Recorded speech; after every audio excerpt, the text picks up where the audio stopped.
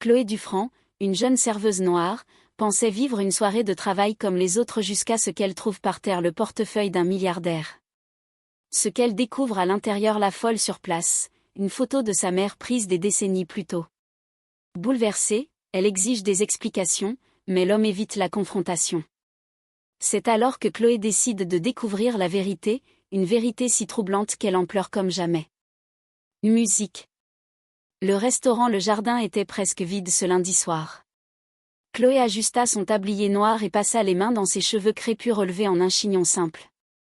Ses pieds la faisaient souffrir après 8 heures debout. « Comment tu fais pour enchaîner des doubles shifts chaque semaine ?» demanda Amélie en alignant les couverts sur la table voisine. « Mon rêve, c'est juste d'avoir un boulot et le temps de respirer. » Chloé haussa les épaules, esquissant un sourire fatigué. « Quelqu'un doit bien payer les factures. Depuis que maman est tombée malade l'an dernier, c'est moi qui gère. Mais un jour, on s'en sortira. » La porte s'ouvrit, laissant entrer un courant d'air froid et un homme grand, vêtu d'un costume impeccable.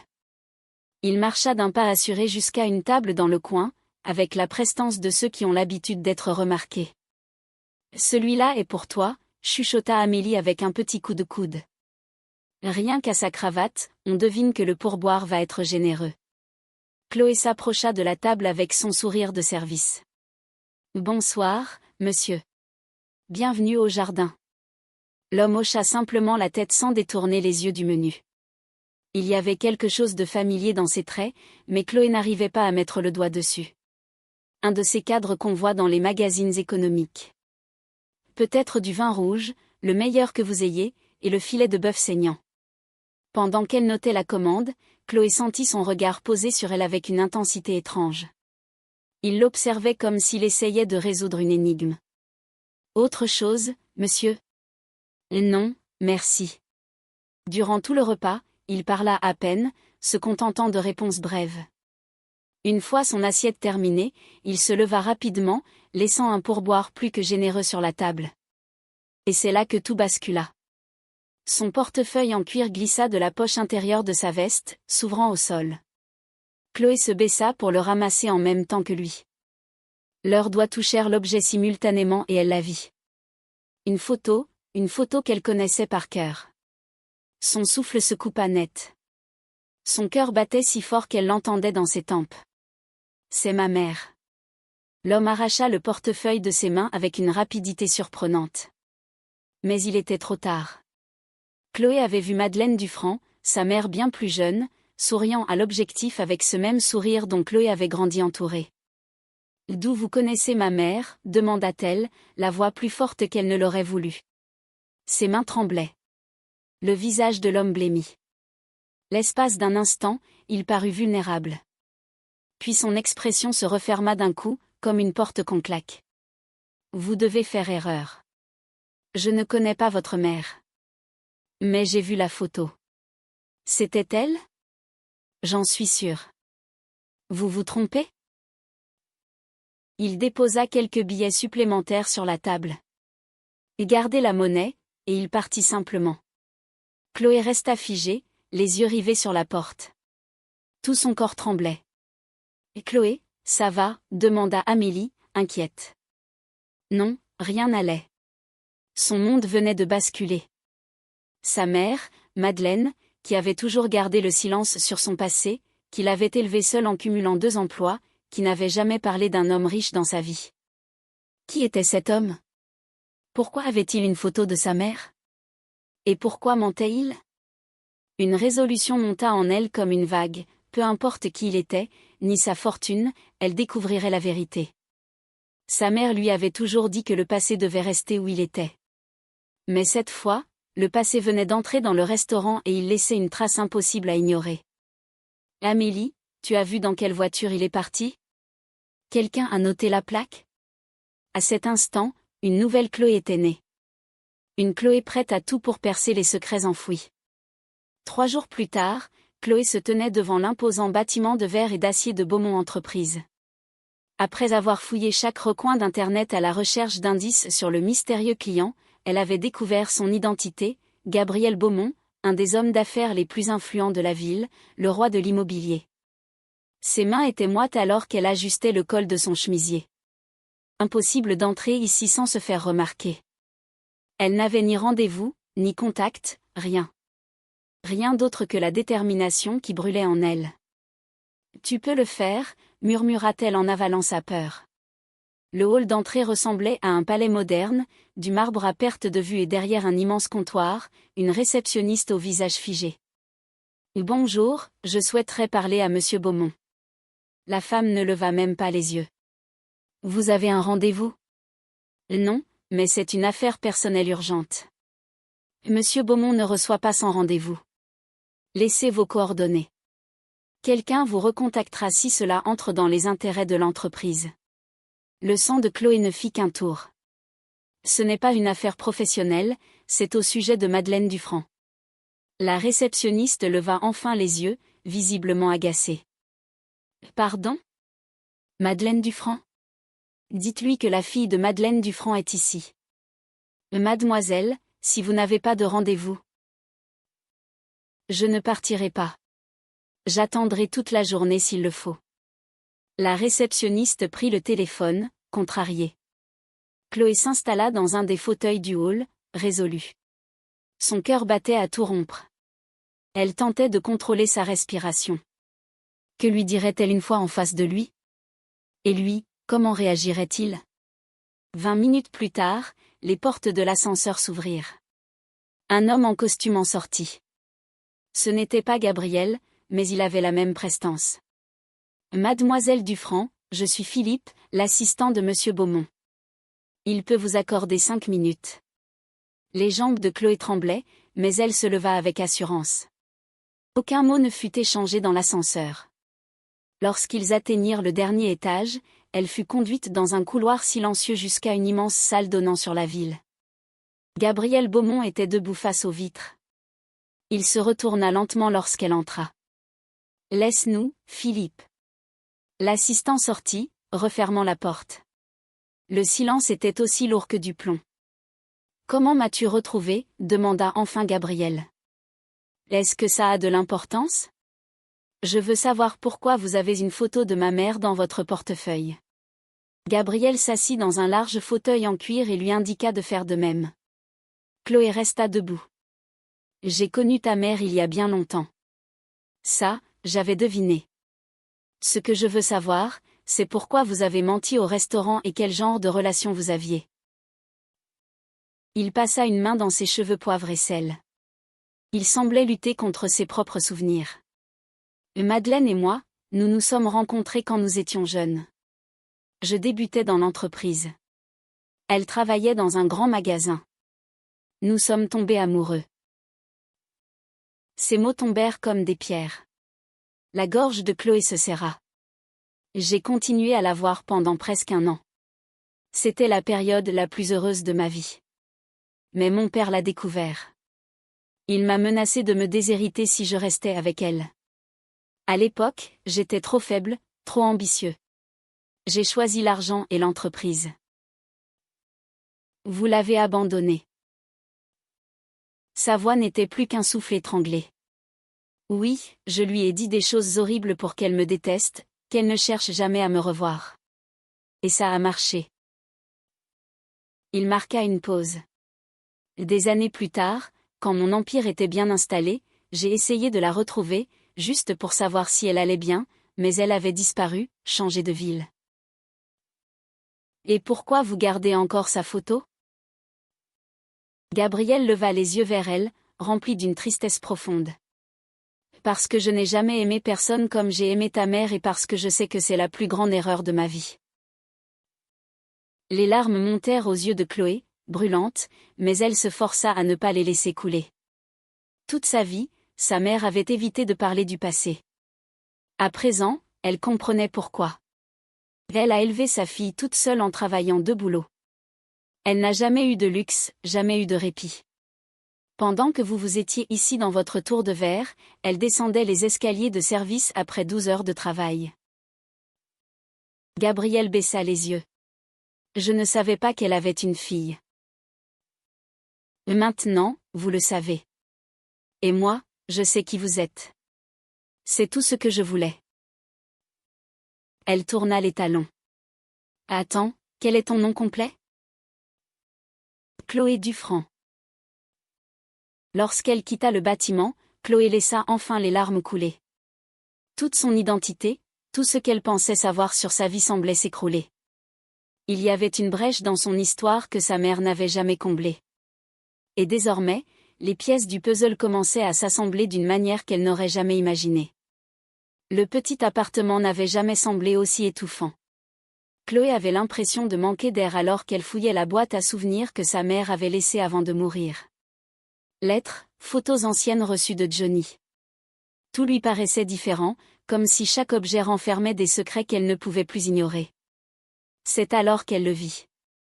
Un petit écrin de velours bleu caché tout au fond. Elle ne l'avait jamais remarqué auparavant. À l'intérieur, un collier en argent délicat avec un pendentif en forme de demi-lune et une enveloppe. Les doigts tremblants, Chloé ouvrit l'enveloppe. L'écriture de sa mère, si familière et douloureuse à revoir maintenant, couvrait la feuille. « Ma chère Chloé », luait à voix haute, les mots résonnant dans la pièce silencieuse. « Si tu lis ceci, c'est que je n'ai pas eu le courage de te le dire en face. J'ai porté des secrets toute ma vie. Le plus grand est lié à ce collier. Le dernier cadeau que j'ai reçu de Gabriel Beaumont. » Chloé sentit sa respiration se bloquer. Elle continua à lire, la voix de plus en plus basse. « Gabriel a été le grand amour de ma vie. Quand nous nous sommes séparés, j'étais déjà enceinte. Mais je ne lui ai jamais dit. L'orgueil et la douleur m'en ont empêché. J'aurais dû, je le sais, mais j'avais peur. Peur qu'il te rejette comme il m'a rejeté. Ou pire, qu'il tente de t'arracher à moi. Je ne pouvais pas prendre ce risque. » La lettre poursuivait, racontant comment Madeleine avait déménagé pour reconstruire sa vie. Comment elle suivait parfois les journaux, voyant l'ascension fulgurante de Gabriel dans le monde des affaires, et comment malgré tout, elle se demandait si elle avait fait le bon choix. « Tu as son sourire, tu sais, et la même détermination. À chaque fois que je te regarde, je vois un peu de lui. Je ne sais pas si un jour vous vous croiserez.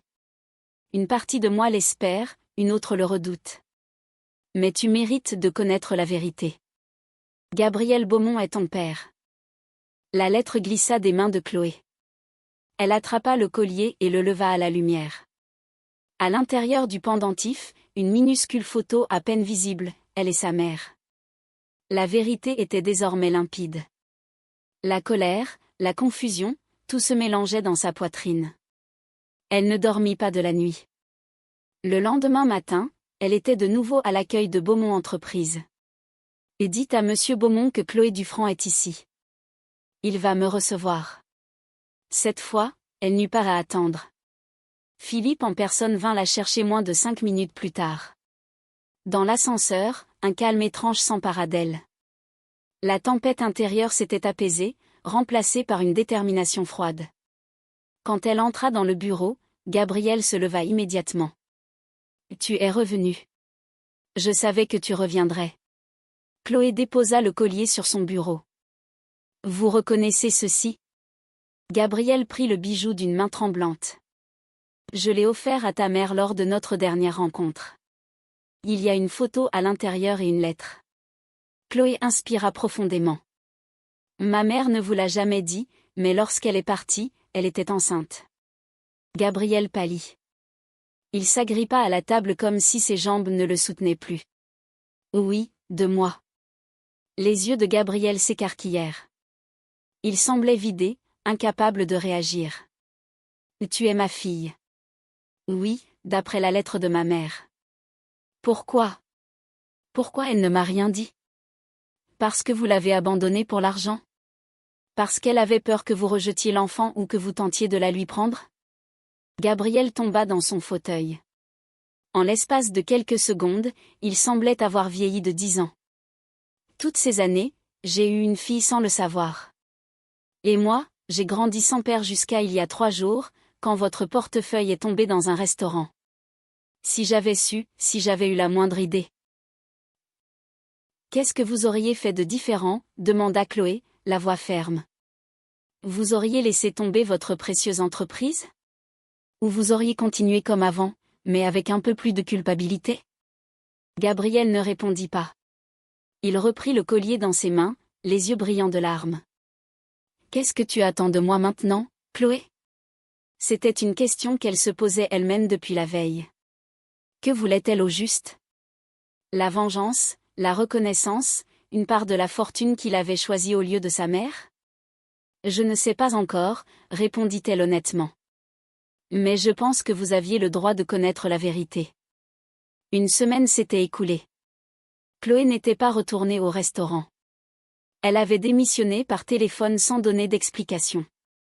Elle avait besoin de temps pour digérer, pour réfléchir à la suite. Le collier de sa mère pendait désormais à son cou. Un rappel constant d'une histoire qu'elle n'avait jamais connue. Quand la sonnette retentit, elle savait déjà qui c'était. « Comment avez-vous trouvé mon adresse ?» demanda-t-elle en ouvrant la porte. Gabriel ne portait pas de costume. « J'ai demandé à mon assistant de vous retrouver. Est-ce que je peux entrer ?» Chloé hésita, puis s'écarta pour le laisser passer. Son petit appartement, si éloigné du bureau luxueux où ils s'étaient rencontrés, paraissait encore plus exigu en sa présence. « Je vais aller droit au but, dit-elle en croisant les bras. « Qu'est-ce que vous voulez ?» Gabriel regarda autour de lui, remarquant les photos de Madeleine accrochées au mur, les objets simples qui racontaient une vie modeste mais pleine d'amour.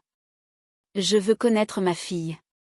Je veux rattraper autant que possible tout ce que j'ai manqué. Je ne suis pas certaine que ce soit possible. » Probablement pas, admit Gabriel, ce qui l'a surpris. Mais j'aimerais essayer, si vous me le permettez. Chloé désigna le canapé usé. Ils s'y assirent.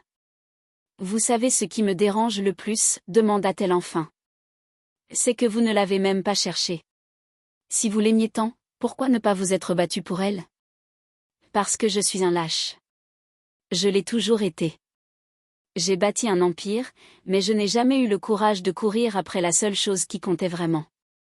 Et qu'est-ce qui a changé maintenant? Quoi? Gabriel plongea son regard dans le sien. Et découvrir que j'ai une fille m'a forcé à ouvrir les yeux. J'ai laissé passer ma vie par peur et par orgueil. Je ne peux pas revenir en arrière.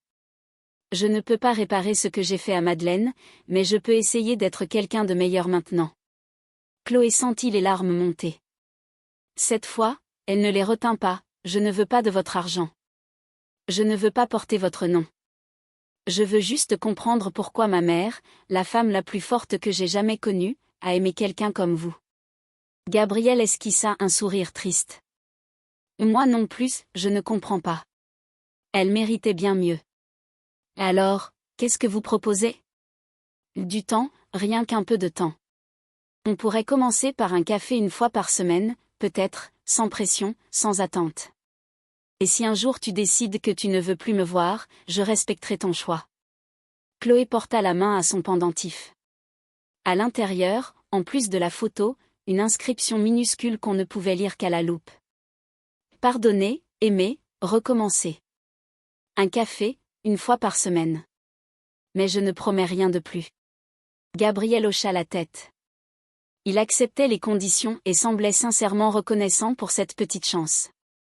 Puis-je te poser une question, demanda-t-il alors qu'il s'apprêtait à partir. Comment elle était? Ta mère, je veux dire. Chloé sourit pour la première fois depuis que tout cela avait commencé. Incroyable, forte, drôle, têtue comme pas deux. Elle travaillait tellement qu'il lui arrivait de s'endormir sur le canapé. Mais jamais, pas une seule fois, elle ne m'a fait sentir que je n'étais pas aimée. Elle a toujours été exceptionnelle, murmura Gabriel, les yeux humides. Quand il partit, Chloé resta à la fenêtre, l'observant monter dans sa voiture de luxe, garée dans la rue Modeste. Une part d'elle voulait encore le détester pour ce qu'il avait fait à sa mère, mais une autre part voulait comprendre cet homme qui représentait la moitié de ce qu'elle était. L'avenir était désormais ouvert, rempli de possibilités qu'elle n'avait jamais imaginées. Elle ne savait pas si elle lui pardonnerait un jour, ni si elle l'appellerait un jour papa. Mais elle savait qu'elle était prête à découvrir toute son histoire, avec ses imperfections, ses douleurs et ses vérités. Le collier autour de son cou scintilla sous un rayon de soleil. Pardonner, aimer, recommencer. Peut-être que sa mère savait quelque part au fond d'elle que ce jour viendrait et peut-être qu'elle donnait sa bénédiction à tous les chemins que Chloé choisirait d'emprunter à partir de maintenant. Parfois, le passé frappe à notre porte sans prévenir et bouleverse tout ce que l'on croyait savoir sur soi-même. Chloé a découvert que la vérité pouvait faire mal, mais qu'elle pouvait aussi libérer. Si cette histoire vous a touché, dites-nous ce qui vous a le plus marqué en commentaire et partagez ce récit avec quelqu'un qui a besoin de se rappeler que chaque vérité a son moment et que découvrir nos racines peut changer notre destinée.